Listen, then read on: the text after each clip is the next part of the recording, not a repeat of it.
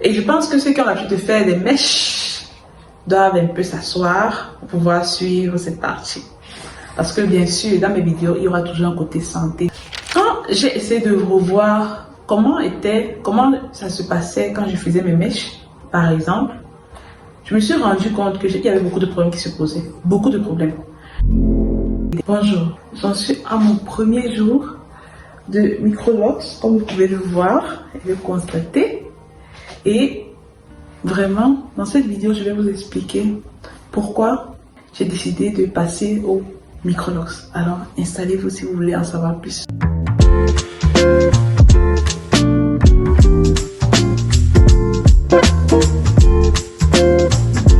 Bonjour et bienvenue sur ma chaîne. Moi, c'est Nana, étudiante en 5e année médecine. Ici, on apprend et on se challenge. Alors, si ça t'intéresse, je t'invite à t'abonner, à liker et à partager. Et active la cloche de notification pour ne manquer aucune de mes prochaines vidéos car du lourd arrive. Maintenant, passons donc au vif du sujet. La raison même pour laquelle vous regardez cette vidéo. Pour réaliser cette vidéo, j'ai donc juste noté les étapes en fait de ma vie qui m'ont poussé à en arriver finalement à ce résultat. Donc, on va aller étape par étape. Déjà, tout a commencé quand je vivais encore au Cameroun. Quand j'étais au Cameroun, il y a une cousine de ma meilleure pote qui est venue. Elle avait des Microlox. J'avais trouvé ça tellement beau. Et directement, à ce moment-là, je pense que j'étais déjà à l'université, hein, si je ne me trompe pas. Donc du coup, je voulais faire ça. Moi, c'était décidé. Je voulais faire mes Microlox.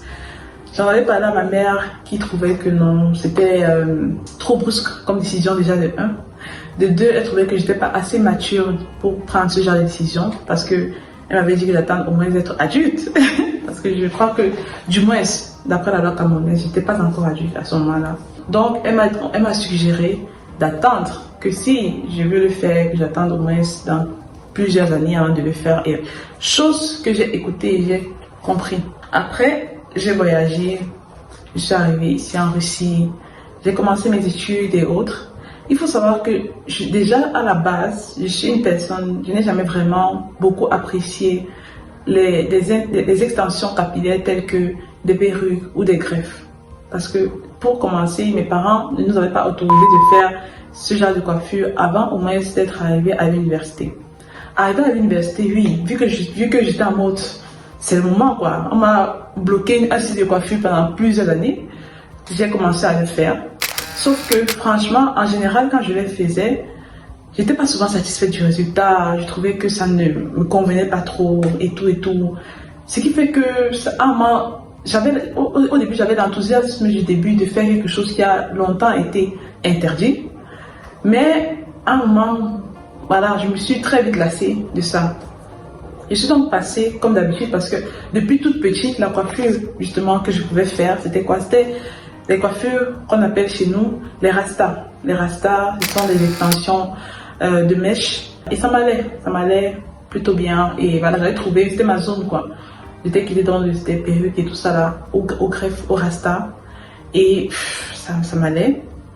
Je trouvais également que les perruques me vieillissaient. Je sais pas, je trouvais que je sais pas, je faisais beaucoup plus mon âge quand je faisais des perruques. Déjà qu'à la base, je fais souvent beaucoup plus mon âge, donc avec ça ajouté, c'est encore pas bien. Donc, c'est donc comme ça que j'ai fait. Je suis arrivée en Russie et j'ai continué.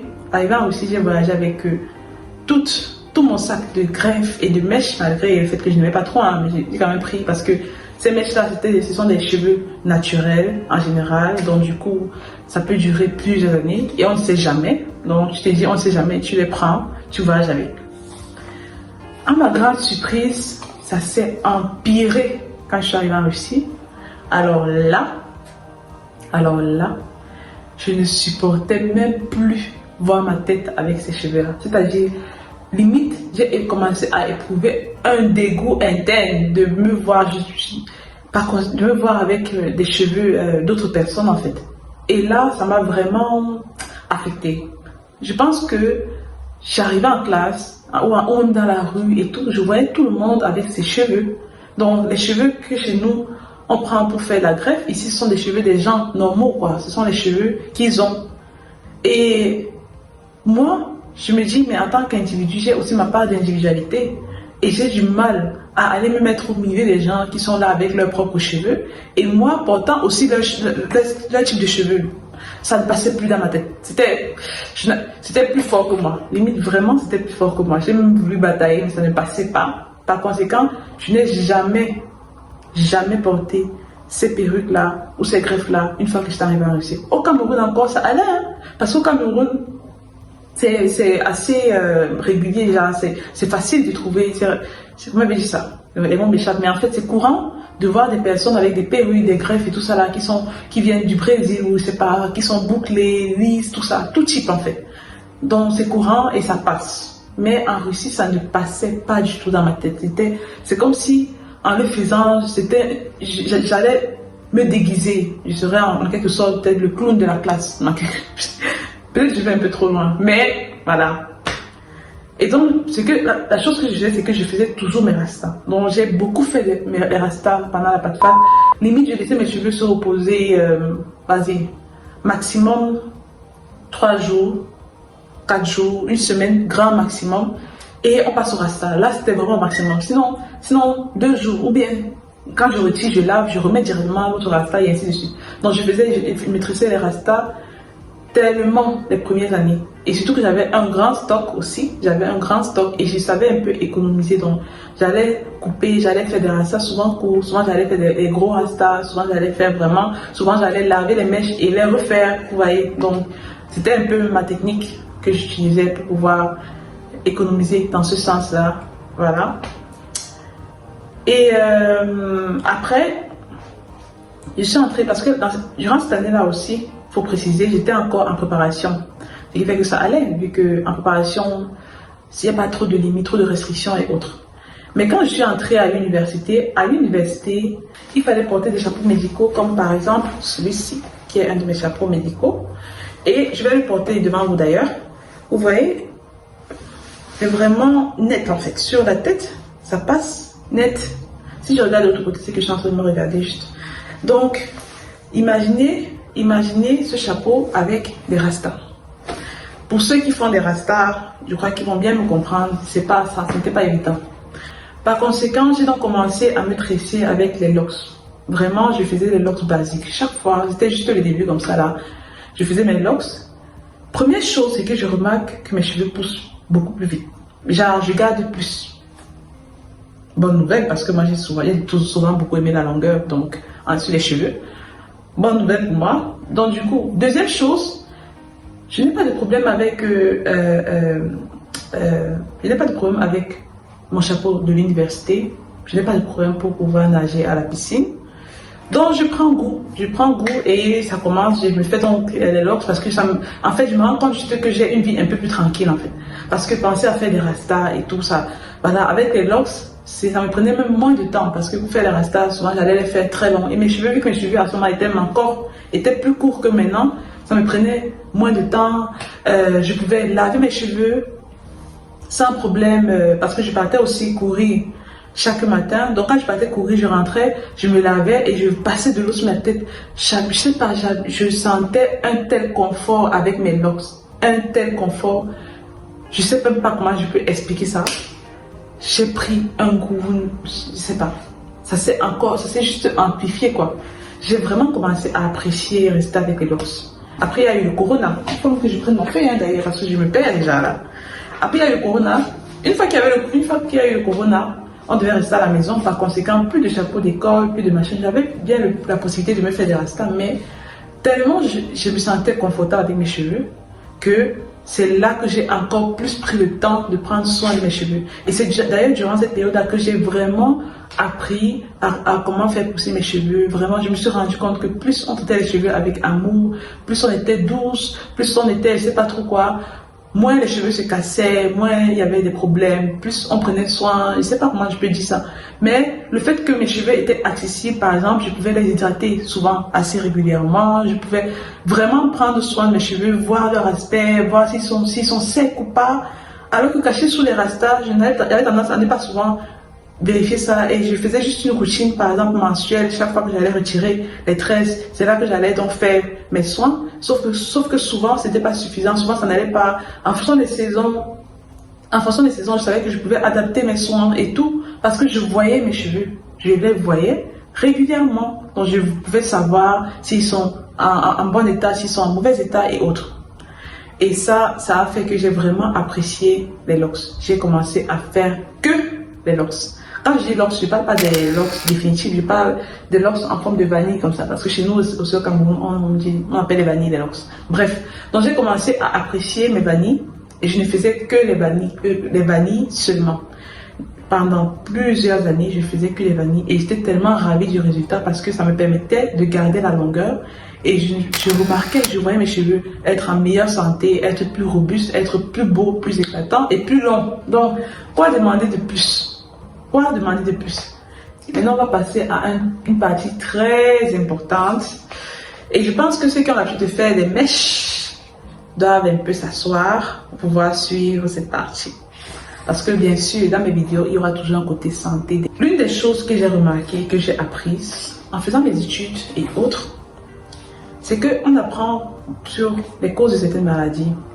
On apprend sur des choses comme les perturbateurs endocriniens. Quand j'ai essayé de revoir comment ça se passait quand je faisais mes mèches, par exemple, je me suis rendu compte qu'il y avait beaucoup de problèmes qui se posaient. Beaucoup de problèmes. Premier problème, déjà, il y a l'hygiène. En général, quand les gens font des mèches, c'est compliqué pour eux ou pour elles. Pareil, que ce soit les mèches ou les perruques ou les greffes. On peut même laisser les perruques parce que les perruques, même, je pense qu'on peut avoir une bonne hygiène avec les perruques. Mais surtout, les mèches et les greffes. Surtout les greffes même, après les mèches. Bref. Donc, du coup, je m'étais rendu compte qu'il y avait un problème d'hygiène parce que ça poussait à laver ses cheveux à une fréquence qui n'était pas forcément adaptée. Souvent, les personnes allaient laver leurs cheveux pour éviter que la coiffure ne vieillisse.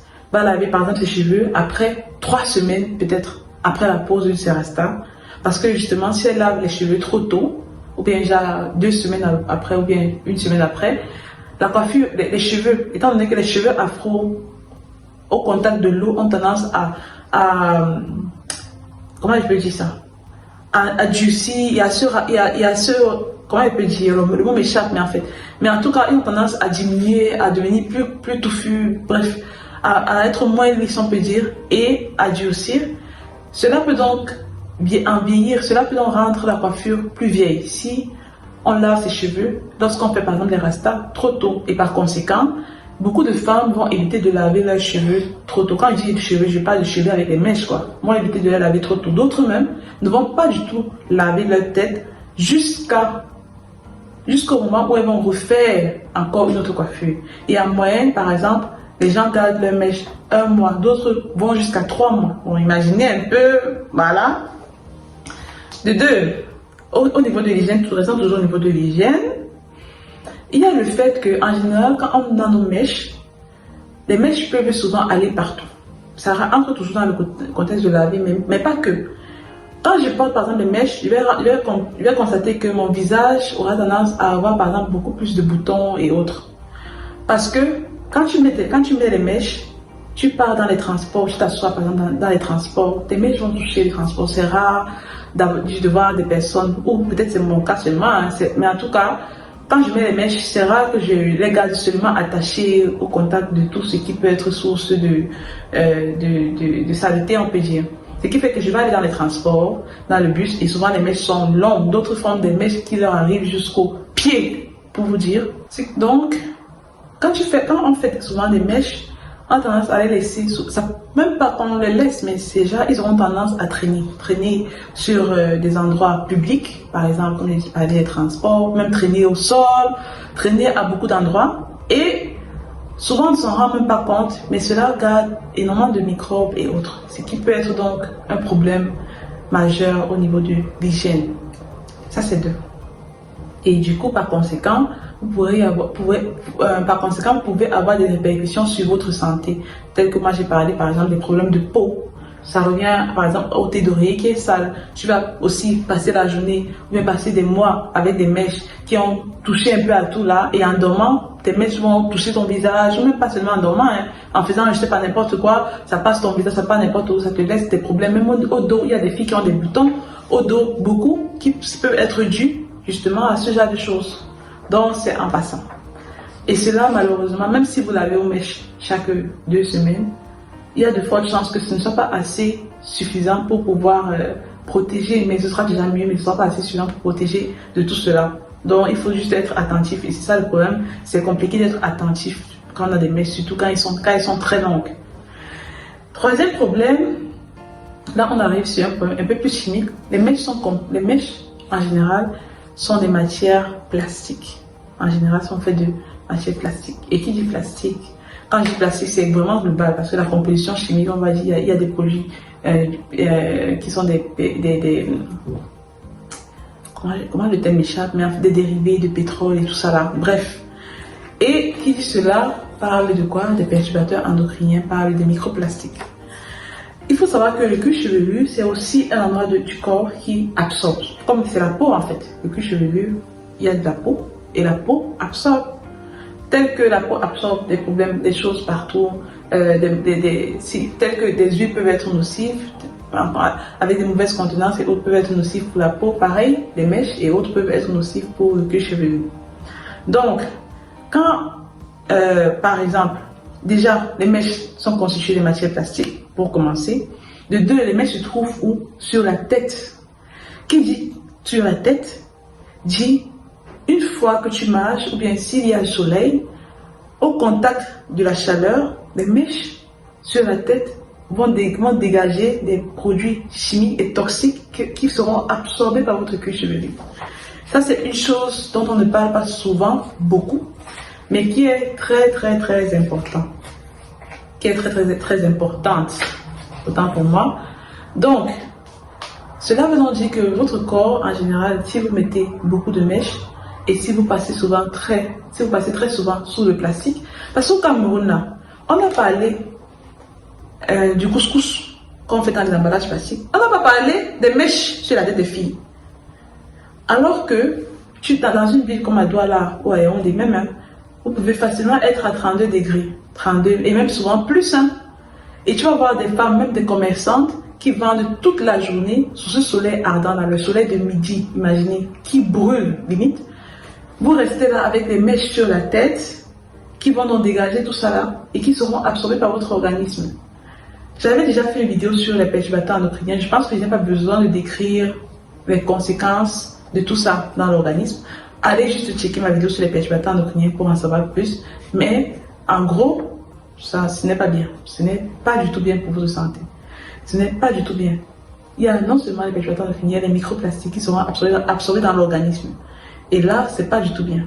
Il y a une étude récente qui a montré que même dans le lait maternel, déjà, on retrouve des microplastiques. C'est-à-dire que des mamans, à force d'être très en contact avec des microplastiques et autres, même le lait maternel, dans les glandes de ma mère et autres, genre tout ce qui permet de sécréter le lait, n'a pas pu pouvoir filtrer assez bien pour pouvoir faire que ces matières-là n'arrivent pas au niveau du lait maternel. Et le lait maternel qui est souvent, normalement, qui est censé être vraiment le produit alimentaire le plus sûr pour le bébé, se retrouve déjà empoisonné parce que tellement de choses sont contenues dans notre organisme, mais on ne se rend même pas compte de l'impact de cela. Et toutes ces choses-là ont d'énormes répercussions sur notre santé, sur le court terme, aussi bien sur le court terme que sur le long terme. Donc, c'est une des choses qui m'a aussi, on va dire, glacée à l'idée de faire ça. Autre chose qui m'a aussi refroidi en fait avec les rastas, parce que déjà les perruques et les machins, je n'aime pas trop. Les perruques et les crêpes, c'est pas trop mon dada, on va dire. Si en plus de ça, les mèches ça s'avère nocif pour moi vraiment, mieux également mes cheveux. C'est pas un hasard si moi j'ai ça sur la tête, n'est-ce pas? C'est pas un hasard.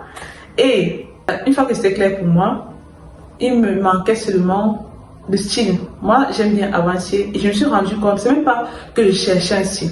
Parce que comme vous avez pu le constater, je vous ai dit, j'ai développé un amour terrible pour les locks. Et je me suis dit, mais j'attends quoi depuis? Parce qu'après que j'ai parlé avec ma mère, la décision que j'avais prise, c'était que j'allais faire mes locks à 30 ans.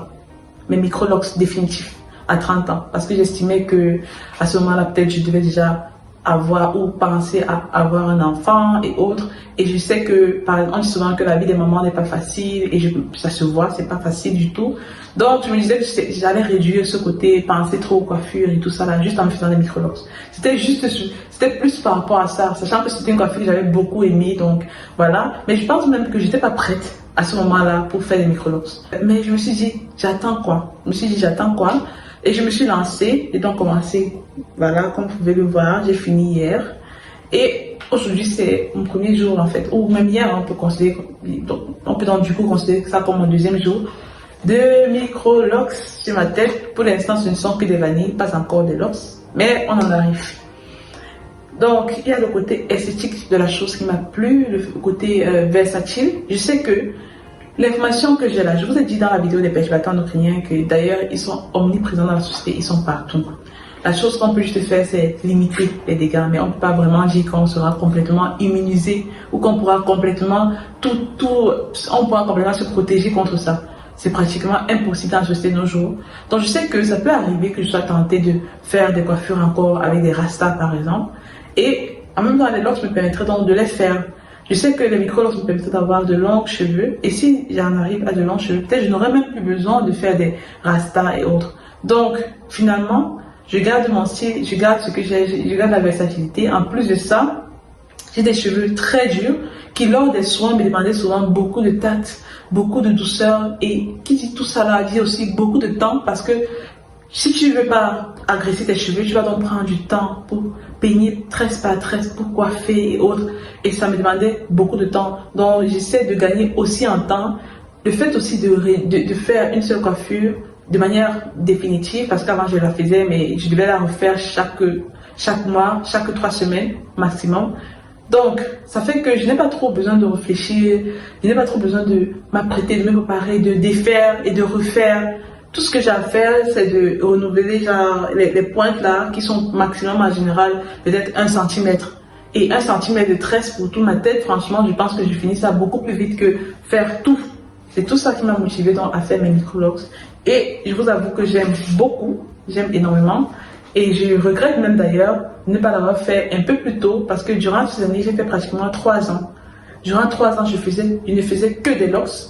Peut-être qu'à ce moment-là, j'aurais pu faire que des locks la première année et après les 2 prochaines années, les 2 années qui ont suivi, passer au micro-locks directement. Donc. Mais j'ai beaucoup hésité, j'ai beaucoup réfléchi parce que comme j'ai dit, c'était prévu pour 30 ans. Mais on a accéléré les choses, quoi. On a accéléré les choses. Avant de faire des micro-locks, parce que peut-être cette vidéo va vous pousser à réfléchir et vous allez vous dire que oui, peut-être vous pouvez commencer les micro-locks. Mais je me dis qu'il y a des choses à savoir et des choses à faire en amont avant de prendre ce genre de décision. Déjà, il faut apprendre à aimer et apprécier vos cheveux au naturel. Ça, c'est très important. Vous ne pouvez pas passer d'une personne qui met des perruques H24 ou qui met des perruques durant toute l'année à micro-locks. Vous ne pouvez pas non plus passer d'une personne qui fait des rastas H24 ou bien qui fait des rastas très régulièrement et qui ne passe pratiquement jamais de temps avec ses cheveux à micro-locks. Parce que là, c'est bien beau. Je vois que c'est beau, mais parce que je connais mes cheveux et parce que j'ai souvent eu tendance à faire les vanilles, qui est ce que je dis souvent locks, pendant plusieurs années, je sais que une fois que mes cheveux seront au contact de l'eau, ils vont agir comme si. Je sais que esthétiquement parlant, ce ne sera plus si esthétique que ça dans 2 semaines. Je sais beaucoup de choses à ce niveau-là. D'ailleurs, si vous voulez, je vais vous partager chaque mois un bilan peut-être de mes locks si ça vous intéresse. Dites-le en commentaire si ça vous intéresse. Donc, je suis préparée à ça en fait. Je suis préparée à ça parce que j'ai pris le temps pendant plusieurs années d'observer mes cheveux. Donc, une chose vraiment importante, c'est qu'il ne faut pas, juste à cause de l'esthétique de la chose, se lancer dans les micro-locks alors qu'on n'a pas déjà développé une certaine... alors qu'on ne s'est pas déjà assez rapproché de ses cheveux. On n'a pas assez compris comment ils fonctionnent. On n'a pas assez compris comment, je sais pas, on n'a pas assez apprécié à faire des coiffures juste avec les cheveux et autres. C'est que vous serez déçus. Franchement, c'est que vous allez faire des micro-locks, vous allez regretter, vous allez venir m'insulter en commentaire. Je vous dis déjà, surtout que je ne fais même pas la publicité des micro-locks, je vous parle juste de mon expérience. Mais voilà, c'est très très très très important. vous pouvez faire une transition. Si vous envisagez faire des microlocs, essayez d'abord avec des vanilles, essayez avec d'autres choses. Et voyez, moi-même qui vous parle, c'est la première fois que je fais des microlocs. Qui sait, peut-être à la fin je vais dire non, peut-être mes vanilles étaient mieux et je vais vouloir rentrer dans mes vanilles. Je sais pas, ou bien peut-être voilà, je sais que j'apprends et je me challenge, mais je sais aussi que j'ai pu prendre cette décision parce que j'ai eu cette préparation-là avant. Et c'est pour ça que j'ai d'ailleurs dit que je ne pense pas que j'aurais été prête. C'est pour ça que j'ai d'ailleurs dit que ma mère avait raison de ne pas me laisser faire ça à ce moment-là, parce que je pense que je n'étais pas encore prête à faire des microlocs. Donc voilà, faites attention à cela et prenez soin de vous. Merci d'avoir regardé la vidéo jusqu'à la fin. Je vous fais un gros bisou. Je vous aime. Et abonnez-vous, likez et partagez si vous avez appris quelque chose, si vous avez aimé ma vidéo. Cette vidéo n'a pas été préparée, j'ai juste écrit les grands titres en fait, les grandes lignes pour ne pas me perdre.